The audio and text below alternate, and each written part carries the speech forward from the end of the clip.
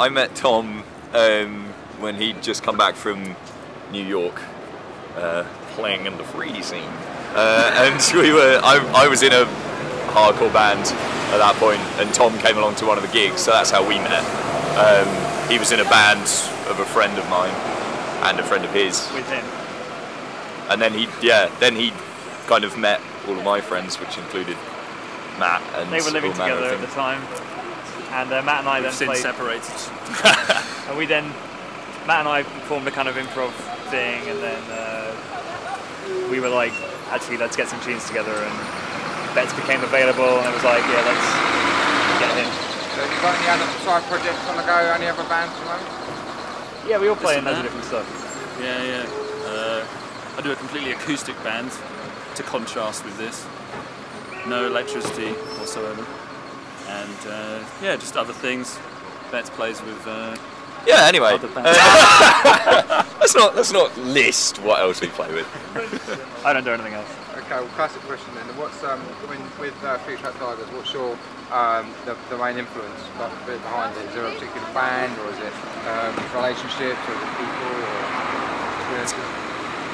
I don't know. I think the idea behind the band is kind of it's a live rock band kind of feel, but I don't know, trying to more or less rip off Square Pusher, Aphex, and you know whatever that sounds like is what we sound like. But always trying to make sure it does sound like a band playing it as well.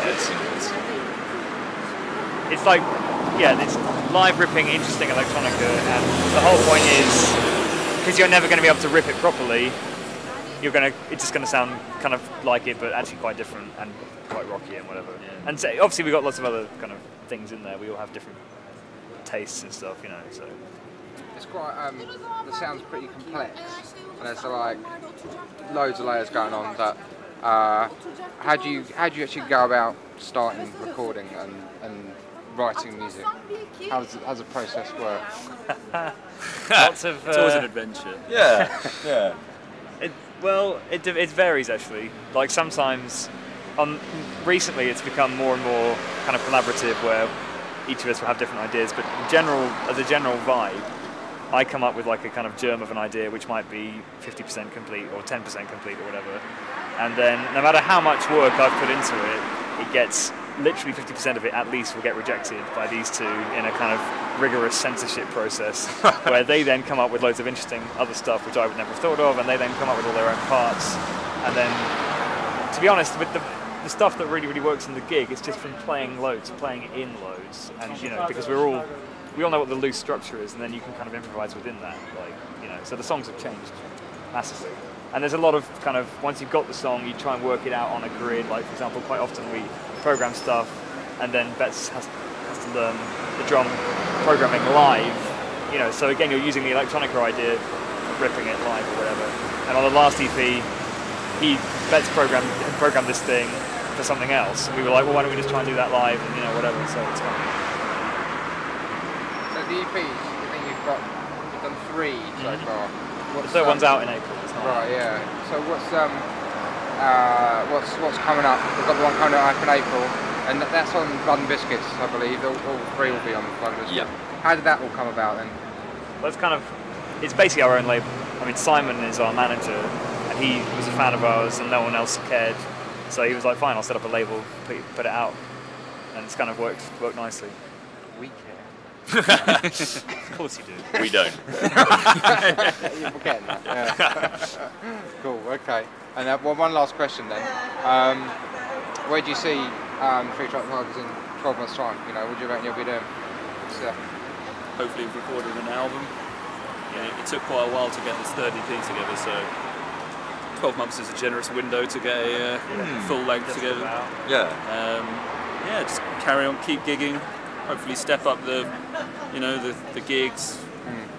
What's the best gig you've done so far, do you think? There's been lots, man. I would say. Yeah, there's been amazing gigs, and then there's been really fun gigs, and you know, some of the most toilet venues have been some really fun gigs as well. I was literally just chatting to someone who came to like some Buffalo Bar gigs at the end of last year, and I remember them being really fun. Yeah. Because, you know, audience is about this far away. Yeah. And it's just a hideous kind of sound, really loud, but really fun. But yeah, like Tom mentioned, we kind of like gone on to play it. Really, we did this one memorable gig in Dresden at a sort of classic German kind of converted warehouse turned into a sort of super club, and that was, you know, that was quite sort of next level. Mode Rat and Mode Selector and Apparat, and it was a bit like good lights, good sound. Yeah. Nobody there. Big empty room. It was fucking wicked. Yeah. But yeah, someone mentioned The Great Escape last year, which I remember. Yeah, that was good. Yeah, that was really. Yeah, I really don't know, good because You going there again? if we're invited, Maybe, if yeah. asked. But yeah, I mean, I think any gig of any size can be really great and really memorable, and yeah, I don't know. It's always been fun. It's always been fun playing live, whatever the occasion. Cool. We'll have a good gig tonight, guys. Yeah, Thanks very thanks a much. lot. Yeah, nice Cheers. one. Thank you. Thank you.